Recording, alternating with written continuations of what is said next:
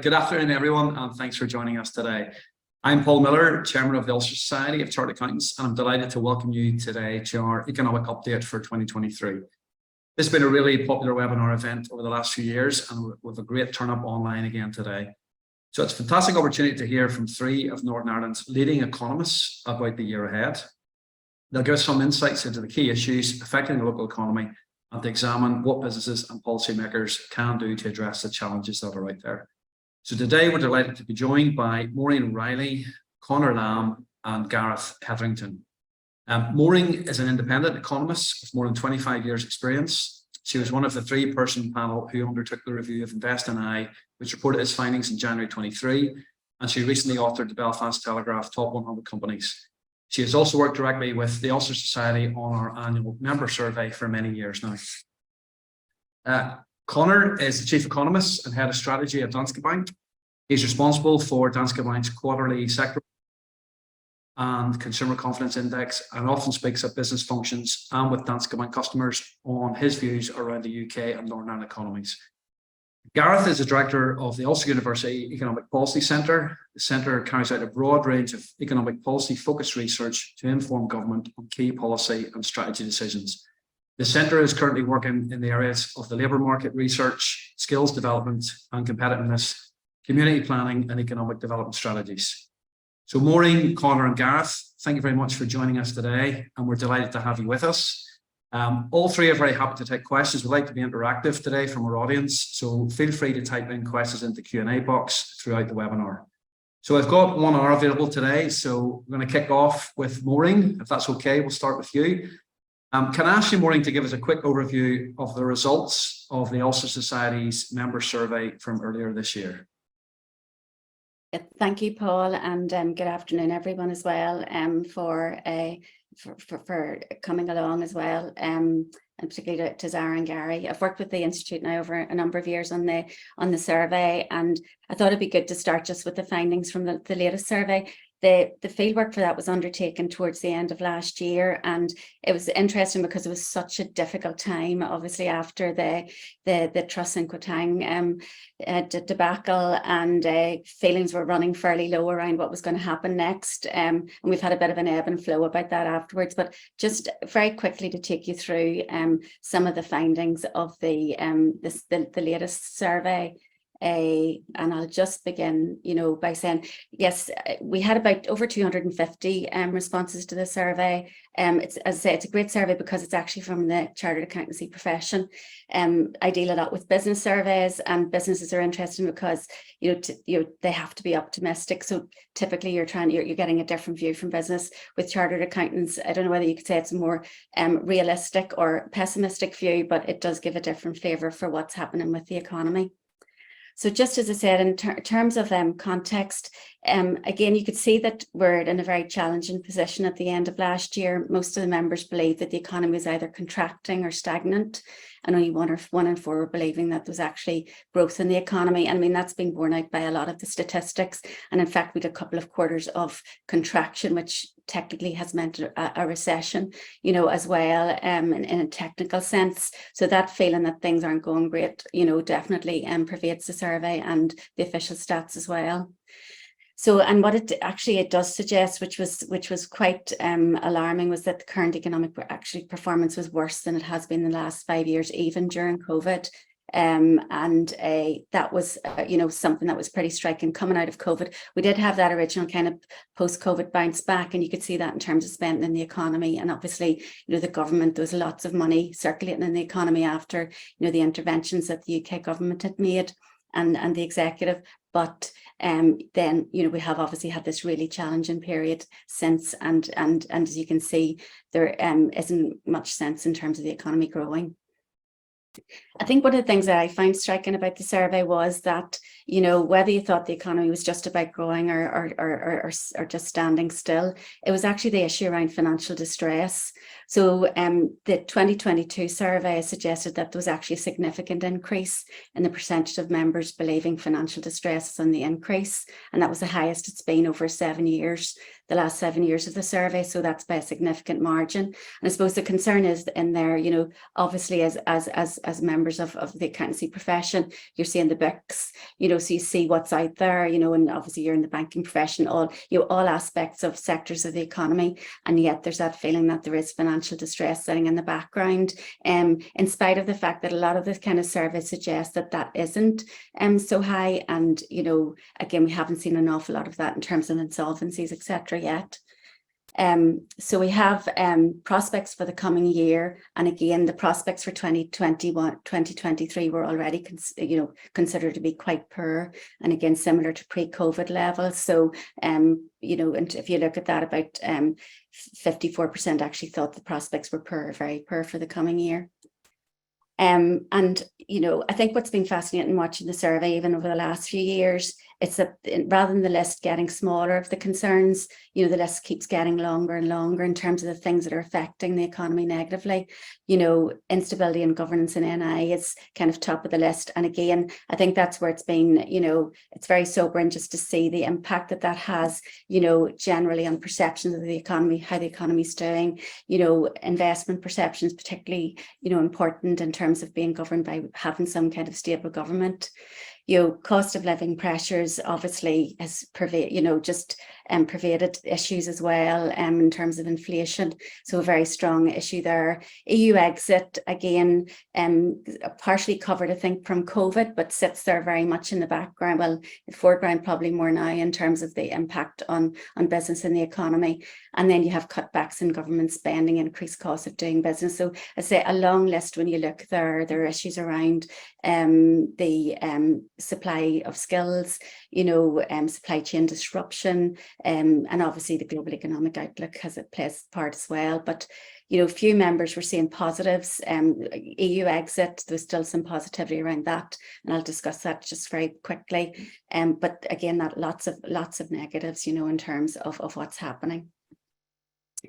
It is the case. We asked this year what and it was open-ended around the greatest opportunity for Northern Ireland in the next decade, and the protocol came out, you know, very much so, as you can see, you know, top of the list. There is a view that there's a unique position being provided there, and again I'll provide some context to ongoing questions we've asked with members. But the other pluses are low cost base, high skills offering, geographic location, English speaking, the ability to lower corporation tax, because obviously we have the legislation in place. There are certain sectors that obviously there's strengths in for Northern Ireland that we could take advantage of, and just that opportunity for more inward investment and the links between Northern Ireland and the Republic of Ireland.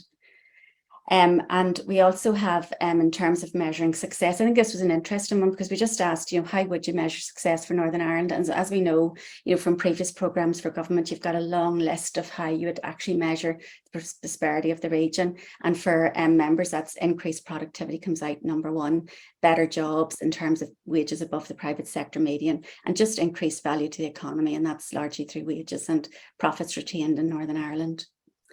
On the EU exit and the protocol, I say we've asked this from the very get-go with members, and most wanted to remain part of the EU. There was a view then that the protocol, when that did come in play, that it did present opportunity. So most members believed that was the case. But then as EU exit actually came into being, you could see that while members did think there's a positive impact on trade, you know, there are also a significant number that did think it was negatively affecting GB purchases, access to EU workers, business costs and profits. And since then, you've just got all these positive and negatives around EU exit, including the business cost issues, the profitability, etc. None of those have gone away. And I know from work I've done, they have softened over time. Businesses have got used to them, but you know, a lot of them still sit there. But you know, one of the kind of overarching views in the 22 survey was of a strong agreement that the process had actually been dealt with badly by governments, both locally here and nationally, and that Northern Ireland's reputation had been damaged. And I think that's a very serious issue that obviously, you know, we would want to do something about quickly, particularly given that, you know, the fact that this is all speeding along in terms of protocol and Windsor Agreement. That opportunity for the protocol is still very strongly viewed by members to be there, and that, you know, most members do believe the challenges can be addressed. We asked about further fiscal devolution, and it's interesting because corporation tax, you know, we've asked again this over, you know, as you see from 2017, most members thought we should go ahead with corporation tax, but there was that low confidence around the capability and capacity of the executive to actually deliver more tax-bearing powers. And that really has been the case as we've moved along. You know, the kind of, I think it's kind of ebbed and flowed in terms of confidence around actually going ahead with corporation tax or any kind of tax powers, but corporation tax is still seen as the most suitable to devolve. And obviously with the Fiscal Commission report that went into that in much more detail. We have super parity measures here. I'll explain a bit more when I talk about public sector. But we did ask members if they would actually get rid of any of them, and obviously that comes at a cost to public finances here. And the most popular ones to get rid of were prescription charges and domestic order charges. But in the round, I think most members would rather just keep them, obviously, than have to get rid of them at a cost. But you know, again, the outstanding issue there is that members don't believe fiscal power should be considered until the executive's actually demonstrated stability, which actually is what the UK government would want anyway. So only 1 in 5 believe it should happen now. So there's a really strong appetite to restore the executive. 82% of members believe it should be restored. Not necessarily unanimous in terms of whether or not the executive was doing a good job pre-collapse, as you can see. So it was around 50% thought they were, and the rest thought they really weren't. But there is still an appetite, for more devolved powers to be given to the executive should it be restored. So just to summarise very quickly, so there are still significant warning signs to the economy. You could use stagnation or stagflation or contraction key and poor prospects ahead. As I said, this was kind of towards the end of the year whenever things had really deteriorated in terms of UKG policy. There's a long list of negative influences around political conditions, inflation, government spending cutbacks, cost of doing business, EU exit. In and around all of that, the protocol is still viewed as the biggest opportunity, but EU exit has been damaging to the economy and Northern Ireland's reputation particularly. There is a very strong feeling that the executive should be restored around members, but that no further steps should be taken in terms of fiscal powers until that governance and leadership is shown by the executive that they can actually take forward in a good way. So thank you. Thank you for that, Maureen. It's very useful. Can I come to you now, Conor? I just ask about general data trends in terms of what is the latest data about the performance of, I suppose, the UK and the Northern Ireland economies? Yeah, thanks, Paul, and good afternoon, everybody. So look, I think there's a few interesting things that we've seen for both the UK and the Northern Ireland economies over the first half of this year. But perhaps if we just take ourselves back 6 months or so ago, and as Maureen's just highlighted through the results of the survey there, the expectation was we were going into a very difficult economic environment in 2023. Most economic forecasts for UK GDP were that it would contract on annual terms this year. But actually, we've seen some resilience in both UK and Northern Ireland economic output levels. So the UK economy in the first quarter of this year actually expanded by 0.1%. Now, we need to keep that in context. 0.1% is a very low, it's a very modest rate of growth, but yet it is still growth. And that followed on from 0.1% growth in the final quarter of last year. So actually the GDP figures that we've seen for the end of 2022 and the first part of 2023 for the UK probably surprised to the upside. It was a bit less negative than we had thought it was going to be towards the end of last year and the early part of this year. In Northern Ireland, we got some economic data a week or 10 days or so ago, and that actually showed us that our local, what we call the index of services, so this is a measure of services activity in our local economy, showed that actually increased relatively strongly in the first quarter of this year. But the index of production, so this includes things like manufacturing and electricity, mining and quarrying, etc. It actually moved backwards in quarter one. Now, services makes up a bigger part of the overall Northern Ireland economy, so the growth we saw there may outweigh the fall we saw in production outputs. But I think the broad theme there is similar to the wider UK. For Northern Ireland in quarter one, we actually saw a bit more resilience in activity levels than we may otherwise have expected. And if we look at UK and Northern Ireland business and consumer surveys, again, those have been slightly more optimistic than we might previously have thought was going to be the case. But the big challenge that we're seeing in the economic data is what's happening with inflation. So inflation, we think, hit a peak in October of last year at slightly more than 11% in the UK, and has been trending downwards, but perhaps hasn't trended downwards as quickly as we had thought it was going to.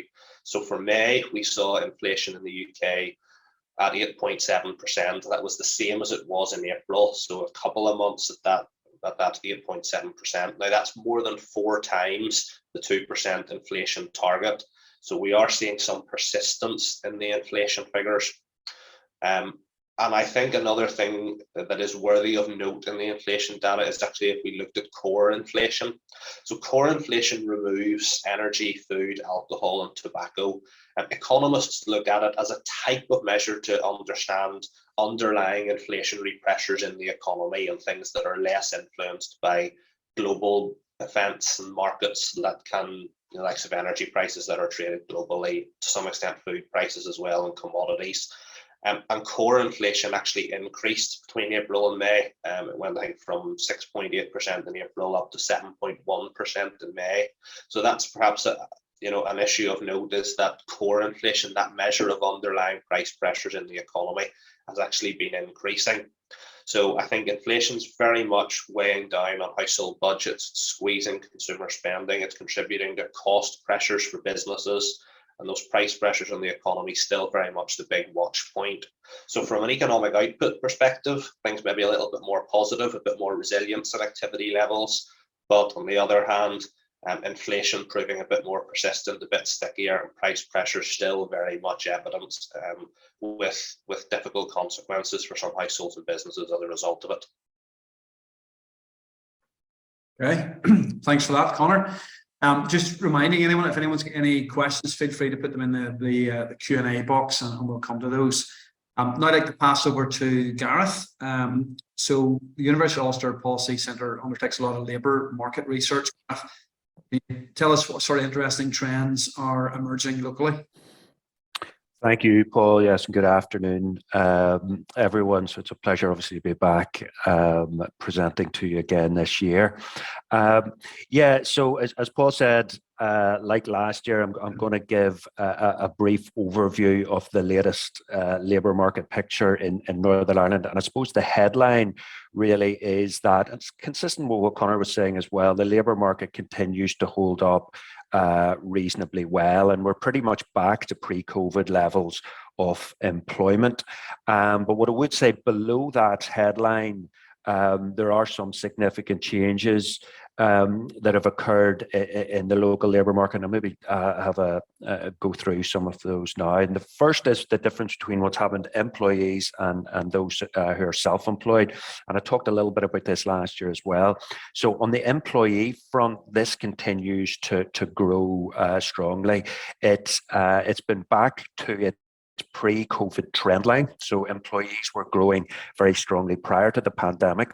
We're back on that trend line and have been for over a year now. I suppose in contrast, then it's the self-employed numbers are still significantly below their pre-pandemic levels. Now, the point has been made, I think, several times now, that the furlough scheme was much more effective at protecting employees than the supports given to the self-employed. But you guys will also be very aware of this. There were changes to the tax rules over the last year or two, which made self-employment a lot less attractive, and that certainly would have been a big factor in transitioning people who were in self-employed or had self-employed status into employed status. Also, another big change beneath the headlines is in relation to sectors, and there's been a very significant difference in the performance across sectors in the local economy over the last 12, 18 months. And we'd say most parts of the private sector are still very much in recovery. And I suppose by that, I mean job numbers are still below or only marginally higher than they were in late 2019. Now, the big outlier here is professional services. That has grown very strongly. There's approximately 10,000 more jobs now than Q4 2019 in professional services. Obviously, accountants are part of that professional services sector, and indeed some of you may have experienced that very strong growth. The other big growth has come in the public sector in terms of employment, particularly around health and education. But at the other end of the spectrum, we see sectors such as retail and construction remain well below their pre-COVID employment levels. So although overall we're back to pre or late 2019 employment numbers, there's a lot going on under the bonnet. Another thing just to draw out in terms of different groups in society, there's some interesting stories to tell. Firstly, I want to talk about young people. Now, this group tend always to be the most impacted by an economic shock, and the pandemic was no different. The employment rate, and by young people, we're talking about those aged 16 to 24. Their employment rate fell by around 15 percentage points in 2021 and in the early part of last year. Other age groups had some variability. There was some volatility there, but nothing like as significant a change as experienced by that younger age group. But the employment rate for young people has seen a very significant increase now in the second half of last year and as we move into this year, and that's now back to again to pre-COVID levels. So that's some good news. Another point just on older workers. And as I said, when we're talking about working the labour market, we're talking what we call the working age population. That's those aged 16 to 64. So older workers are typically those aged 50 to 64. And across the UK, there's been a trend of increasing early retirements within this cohort. And that is a big factor in the smaller workforce, which has contributed to the UK-wide inflation problem. But the story in Northern Ireland is actually different. Early retirements increased initially after lockdown, similar to the UK, but has since fallen back, and there are now fewer people of working age population who are retired compared to 2019.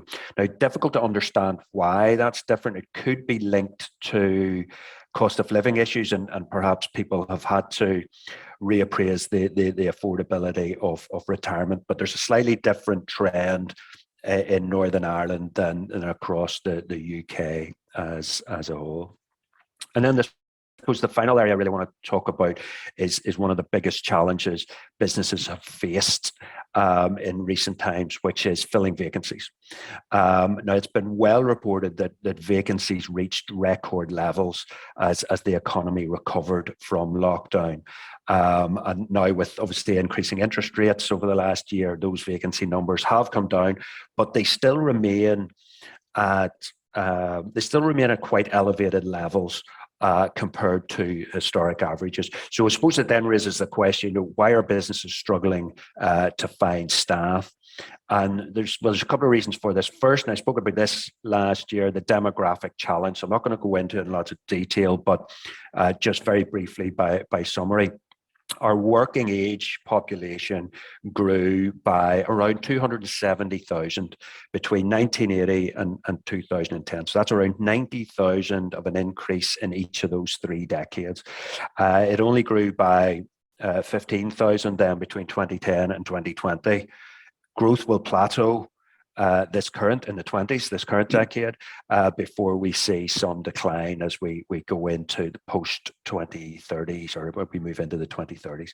So this means that obviously we need to do more to re-engage our economically inactive group, and focus on skills programs for them, in addition to ensuring all young people leave the education system with the skills that both they need and the economy need. And I think too often there is a sense that when we talk about skills, we think about young people leaving the education system and getting that right. Yes, that's really important. We do need to get that right.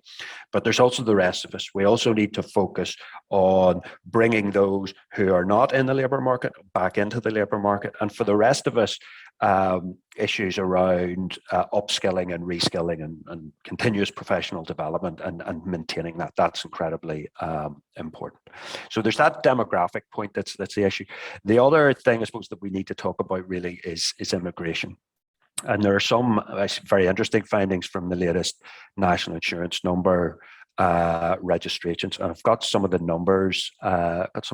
Here. Yeah, from by way of background, from 2010 to 2020, Northern Ireland would typically have 6,000 to 8,000 national insurance number registrations per annum from EU nationals. This is excluding Ireland, so continental EU nationals, about 6,000 to 8,000. In the last year, 22-23, that fell to just 1,000.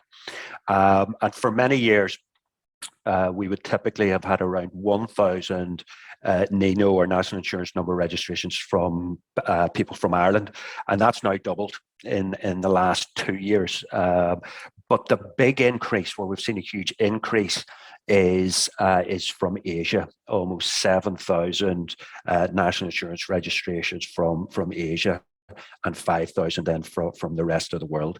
And so in 22-23, so in the last year, there were 14,000 national insurance registrations in Northern Ireland in total.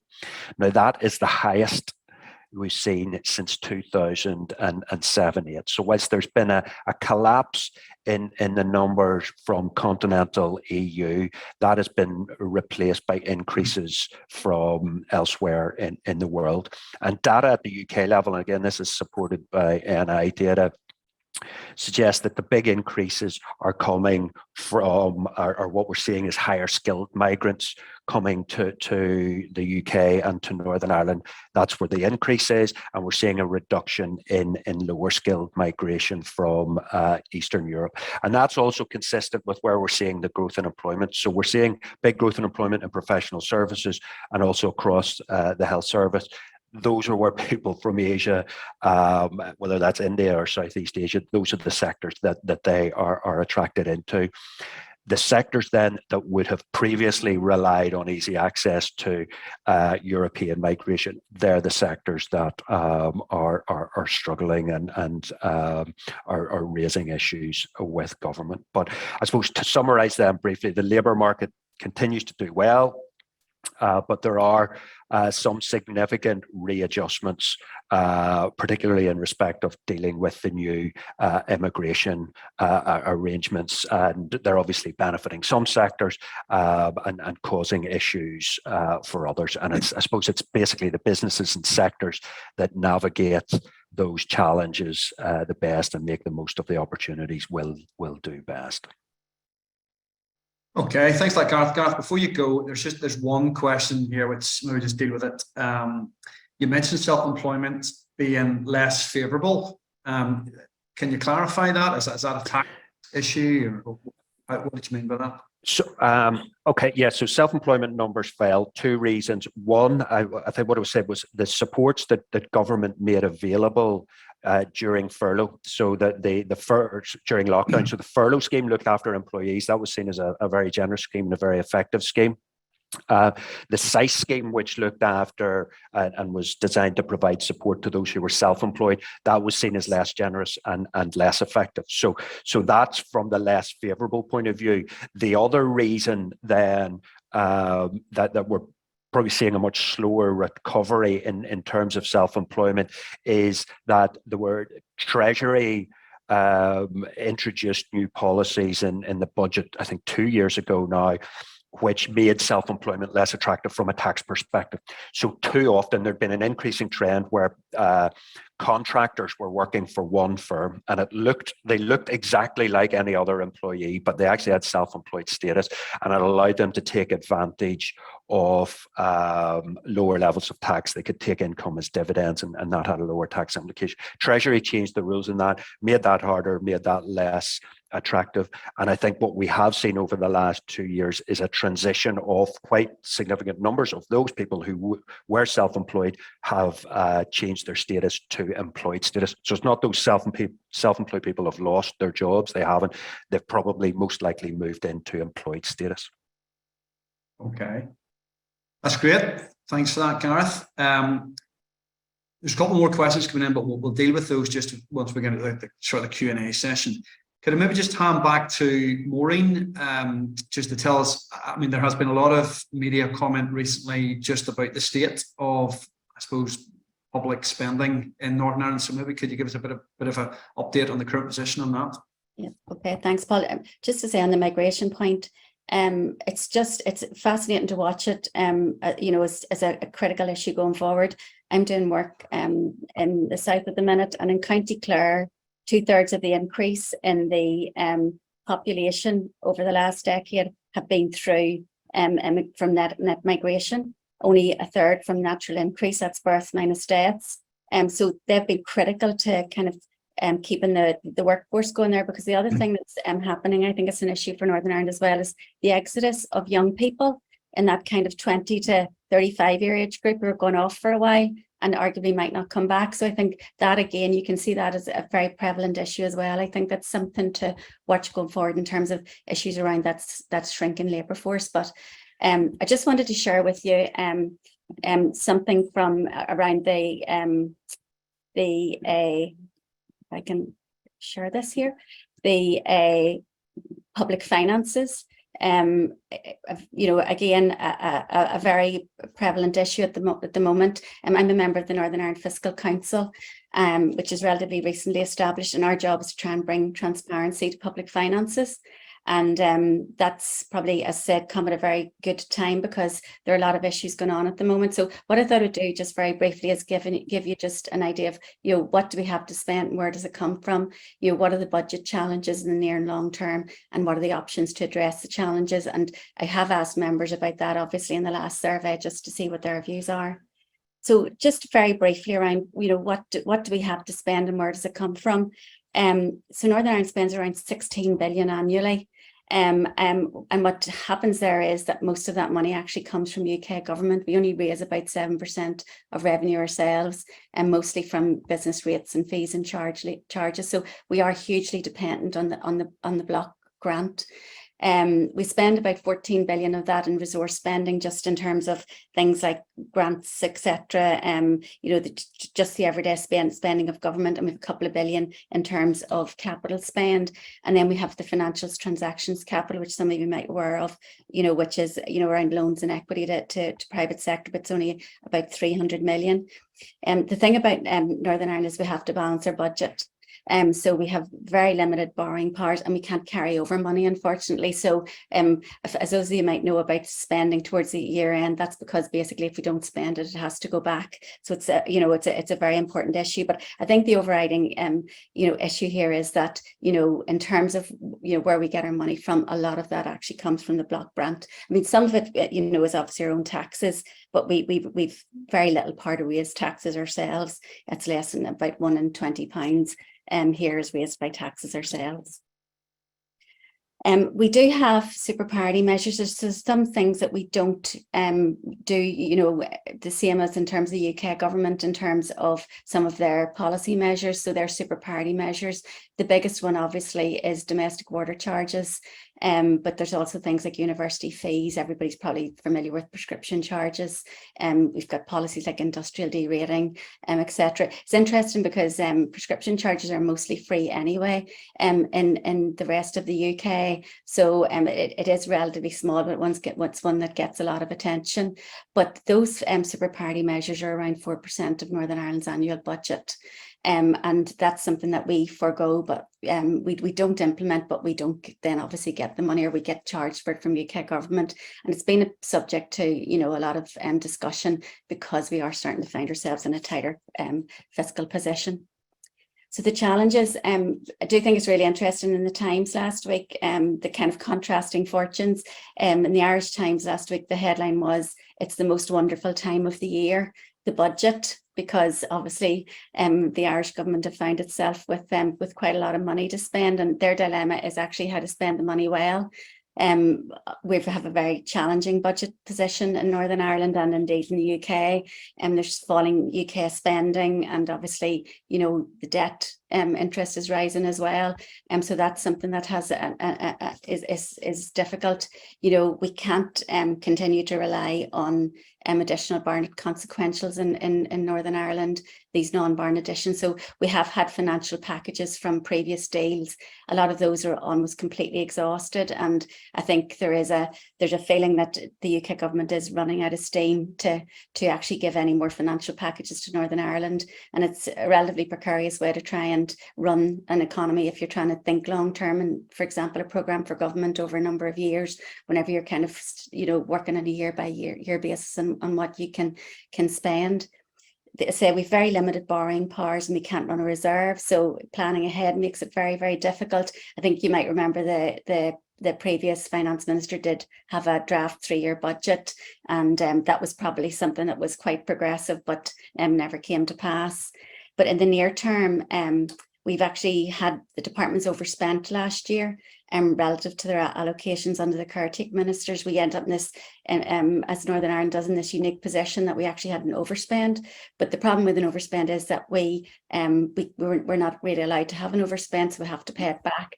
And that's been something that's been a subject of negotiation with the UK government. It has been dealt with to a degree, but in some senses, you know, if it's not clawed back through, you know, non-Barnett additions this year, or, you know, through additional spending from England, then there's a chance that we'll still have to pay it back at some stage. And then in a longer term, there actually is a big issue in Northern Ireland about it being a public spending squeeze. So there's a thing called the Barnett squeeze. So basically, if the UK government makes a decision to increase spending, we get what's known as the Barnett consequentials. And basically that's the outworkings of that, is that we get it largely in the share of population. The Barnett formula means that, you know, that gap between what England gets percentage terms wise and we get is actually narrowing over time. And that means that eventually we'll have the same and arguably lower spend per head than other UK nations. And the issue there is that, you know, Northern Ireland actually has higher need. And a paper that we did recently suggests that the need for Northern Ireland is around 24% higher than England, for example, if we're going to deliver the same level of public services. It has been quite strong in the past. It's been 40% higher in 2018-19. Again, the packages have kind of boosted that, but they're running out. You know, we're in and around kind of, you know, the 30% mark. You know, it's getting smaller all the time. And, you know, over time, arguably we could fall underneath the England spend per head, which means we simply can't deliver the same level of services. So what are the options? In terms of the options, you know, obviously we could prune services. Here we could borrow a little more, but that has to be paid back. We could raise rates, you know, obviously very controversial. You know, we could be more efficient with what we have. So that's all on the table. We could seek more UK funding. There is actually something that is arguably on the table, and that would be that we have almost like a floor in our spend per head to make sure that it doesn't fall below a certain level above England. So in Wales, for example, they have a floor. So public grant funding per head can't fall below 115% of the equivalent funding per head for England. It's called the Holtham floor, and I know it's been making a bit, there's been some media interest in it. Arguably, if we had an executive, you could make the case that Northern Ireland shouldn't fall, for example, below 20-25% above England's block grant funding per head. And if that was the case, then obviously you'd find a way of trying to protect the delivery of public services in Northern Ireland. There has been issues around reconsidering super parity measures. I say the member survey, there wasn't a lot of appetite for that because obviously it comes at a cost. That's something I think that is on the table and being considered, but it would take political the politicians to make a decision on that. And then we could consider further fiscal devolution. As I said, corporation tax legislation is actually in place. It's 5% of NI's tax take. But obviously we've larger tax revenues from VAT and NICS and income tax. Scotland, for example, gets a portion of their income tax devolved, so they can work with that, and they have done. So Northern Ireland has very limited kind of fiscal power. So there's discussion around how we might do that through the Fiscal Commission report. They actually ruled further consideration around income tax, fuel duty, alcohol and tobacco. They ruled out at least in the short term VAT and NICS and corporation tax. We could also deliver if I think that the challenge really here is that the UK government won't devolve anything to Northern Ireland until it demonstrates that it can actually effectively run this. So that's not going to happen, and obviously there's time to do that. It takes time to develop that kind of the confidence that these powers should be devolved, and I think that's a very significant issue behind our options to actually try and raise some money ourselves going forward. But I suppose ultimately, in terms of the kind of the squeeze in Northern Ireland's block grant, in terms of squeeze and spending, which we've seen in the number, particularly in the last number of weeks, if it isn't dealt with, then there is a potential that we're going to end up delivering lower quality and quantity of services to Northern Ireland as well. So thank you. Thanks for that, Maureen. Couple of questions leading on from that, Maureen. Just it's a fairly, I suppose, bleak picture in some cases there you've painted, just in terms of there's not enough money effectively in the system to pay for public services. Just looking at it another way, how well do you think we spend the public money that we do receive? How efficient are we in terms of dealing with that? It's a very good question. There's been a lot of reviews about Northern Ireland, different aspects of public spending. So health is obviously the big one that's been subject to a number of reviews. I think the last one being Bengoa. Health's critical because it takes up about 50% of public spending, and the trajectory for it is for that it's only going to go higher. So there's a real impetus to try and do something about it. We did cover it in our sustainability report, and I think for me, it identified there are areas that Northern Ireland spends more money in, say, for example, health. So our unit costs per care are higher. We have longer lengths of stays in hospital. We've higher prescription costs. Obviously waiting lists are a massive issue. So for me, there are areas there that, need really, really well considered about trying to understand why are these different? Why are these worse? And then what can we do about it? So that's not just unique to health. There are other parts of the public sector. Everyone on this call has probably seen parts of it that, there are issues around the efficiency, in terms of how things are delivered. I suppose the bigger picture about this is it's not even just about, to me, spending the money well. As I said there, it's really important. We have to demonstrate that we know how to govern this, governs the place properly, that we know how to spend money well before we get anything else devolved. So I think there is, again, it's really important at this point to review where the biggest issues are in terms of inefficiencies, to show a plan to how to address them, and then hopefully that will build confidence in how you do that over time. And just to follow up to that, Maureen, you obviously were involved in the Invest in I review. I remember one of the things that were in that review that I suppose the amount of employment, and it's maybe something to that Gareth can touch on, but the amount of people working in the public sector in Northern Ireland is 28% compared to a national average of 17%. On the face of it, that statistic looks stark. It looks as if there's an inefficiency there in terms of the amount of people we have working compared to somewhere else. Is that statistic, is there more behind the numbers in that, or should we be trying to bring efficiency in there? I think there's a legacy issue, in terms of, obviously, we're Northern Ireland. So if you look at the history of Northern Ireland's public sector, it was built up following the Troubles, and it did provide a really good avenue for jobs. So there's a legacy. I think there is an issue, and that's part of why needs higher Northern Ireland. We are a bit of a disparate region. We're a rural region. Services are having to be provided out in different places, and that means we don't have the economies of scale that other parts of, say, for example, England, etc., has. So but by nature of the region, our public services obviously we're going to need to cost more and need more people to administer, but there is still a very significant issue around, the extent of public service employment. And arguably what you'd want to do is grow the private sector and try and bring that public sector share down over time. But, that's a bigger picture issue in terms of, there have been numerous attempts to try and, drive down that gap. But it's something that tends to go off the boil whenever there's other things to kind of more pressing things to think about. But it is a very good question and something that does need addressed. Okay, thanks for that. Conor, a couple of questions for you coming through from the audience. One, I suppose, I'm just going to pick up this first, and so if I get a fairly detailed question, I'm going to try and summarize it. But I suppose it's going back to the blunt tool at the moment that the Bank of England seem to be using with interest rates. So increasing interest rates is going to, I suppose, impact on inflation. The point being that there's a lot of mortgage holders who are still in fixed rates that are ongoing. So an increased interest rate does not immediately impact on the household spending there. Another point that people may have some residual buffer built up due to lifestyle choices during COVID, potentially having savings there. So do you think the current Bank of England policy of increasing rates is effective in the current circumstances in trying to reduce inflation? Thanks, Paul. I think there's a couple of things to think about within this. So if we look at where we've come from an interest rate perspective, so towards the second half of 2021, interest rates were 0.1%. Obviously, after the Bank of England meeting earlier this month, have now gone up to 5%. And I think to understand that, we need to understand the dynamics of what's actually been happening with inflation. So I mentioned earlier how inflation was over 11% in October, and that initial big rise we saw in inflation was largely attributed to increased fuel and energy prices.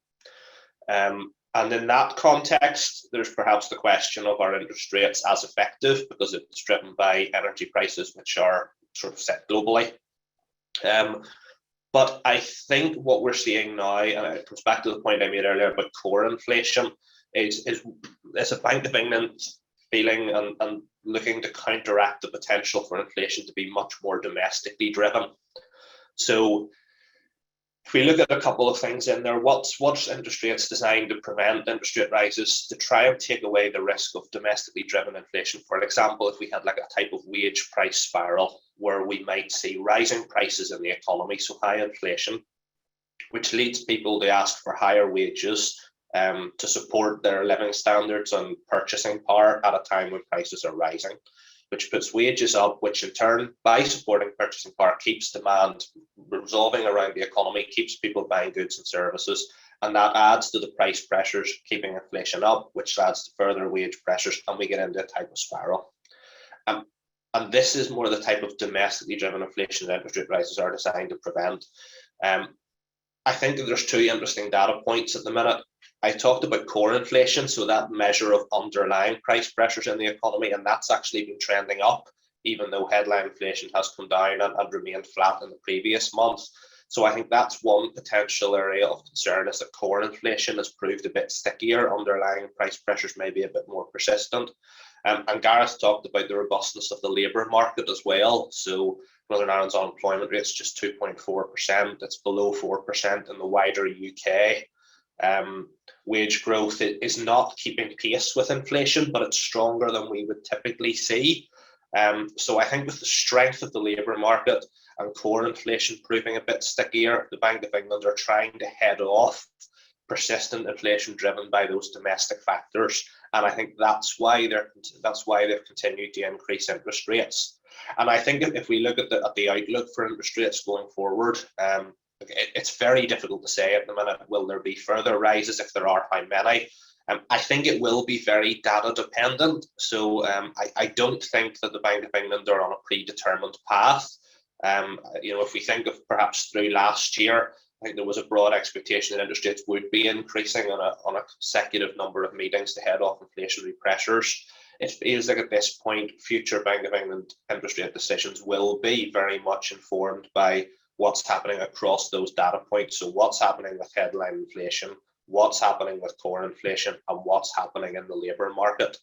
My expectation is that inflation will trend downwards as we go through the rest of this year. I still think it's probably going to be above its 2% target at the end of the year. I don't think we're going to be back at target in 2 or 3 months. But I think as lower global energy prices feed through, I think as base effects, so effectively the overall price level on which inflation is calculated starts to revolve through, and the arithmetic, if you want, behind the inflation calculation, and some of those interest rate rises that we've seen, I think those 3 things combined will see inflation come down. May take a bit longer than we may have hoped, but likely to be above target at the end of the year. But I think future monetary policy decisions will very much be informed by those key 3 data points. Yeah, thanks for that, Conor. I think, Paul, just on that, Yeah, I mean, it's a very good question around, one, is the bank doing enough to reduce inflation? And 2, is government doing enough to reduce inflation? So the bank, the purpose of raising interest rates is to take demand out of the economy. Now, that is the only trick that the Bank of England have. So whether we like them increasing or decreasing interest rates is beside the point. They're going to do it. The purpose of raising interest rates is to take demand out of the economy. So that then takes you over to the government. There's 2 things the government can do. They can play with demand, or they can play with supply.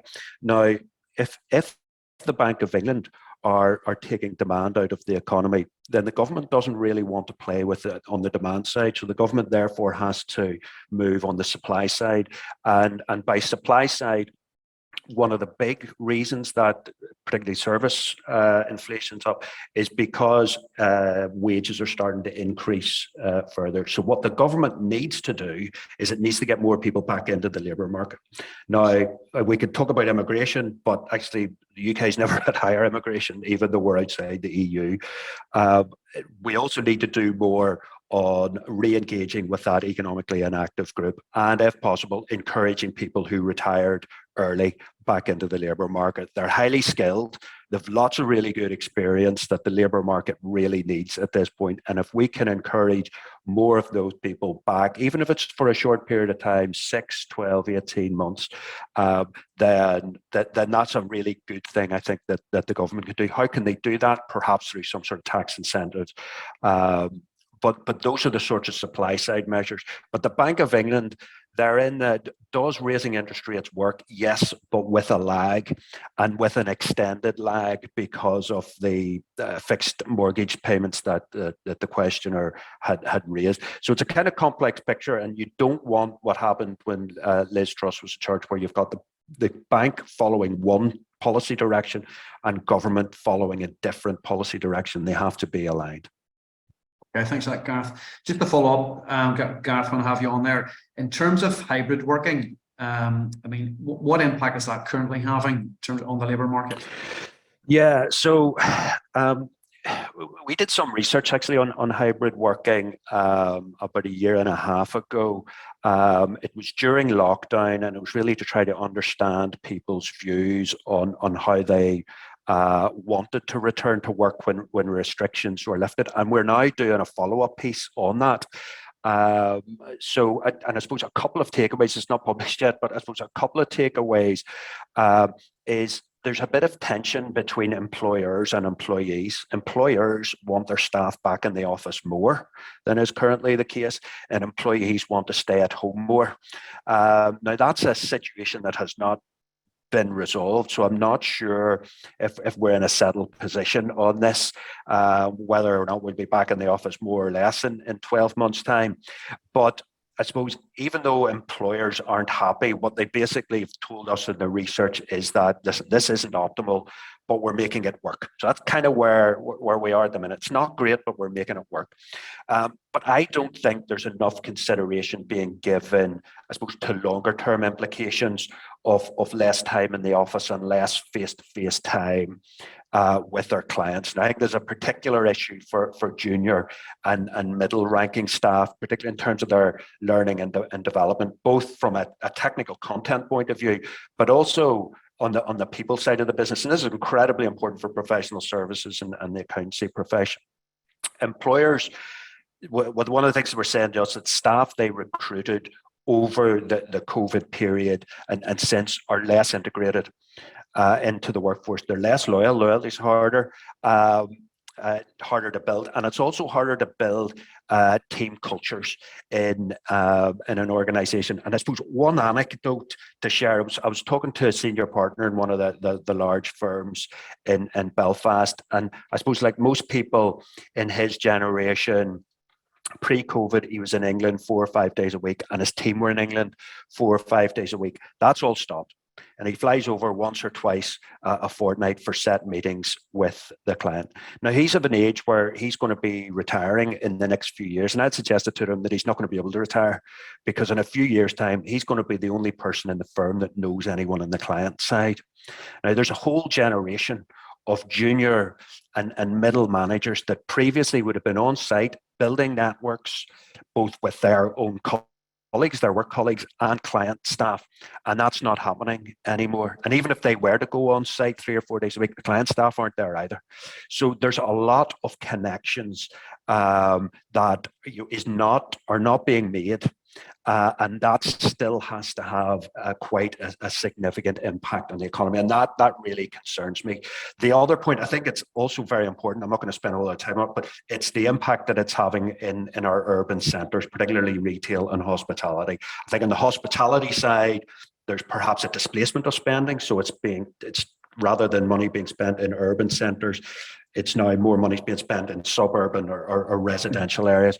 But I think perhaps on the retail spending side, that's moving away from urban online, and that's not being displaced on a high street anywhere. So I think on that front, I think there's a lot of work that has to be done to get more people back into the office and back into urban centres. And part of that's getting more people to live in our urban centres, but that's another lunchtime seminar, actually, so saving the high street. So I'll leave it at that. Well, just to come in on that, the UK government, it has been shown that public sector productivity has fallen quite a bit. And I know the UK government has talked about having to make moves to get people back into work. So it'll be interesting to see if the government kind of leads by example in terms of, trying to get people back into work. But it's going to prove very challenging because people have got used to it, but it has dampened productivity. Okay, listen, we have lots of questions coming in here. We don't have much time left, so I'm just going to try and maybe bring a couple of these together. Just for you, Connor, just mortgage rates going up. I mean, risk of a property crash. I mean, is that something that you see on the horizon? Well, I think we're already seeing some softening in house prices. So house prices in Northern Ireland fell by 0.4% in the final quarter of last year. They fell by a further 1.8% in the first quarter of this year. If you look on the demand side, there's a couple of factors at play for housing here. We had a lot of activity during the COVID years. Perhaps as some people who had plans to move house maybe moved that forward, given savings they had built up, given changes in tax environment, etc. So some of that demand may have transitioned earlier than was originally there.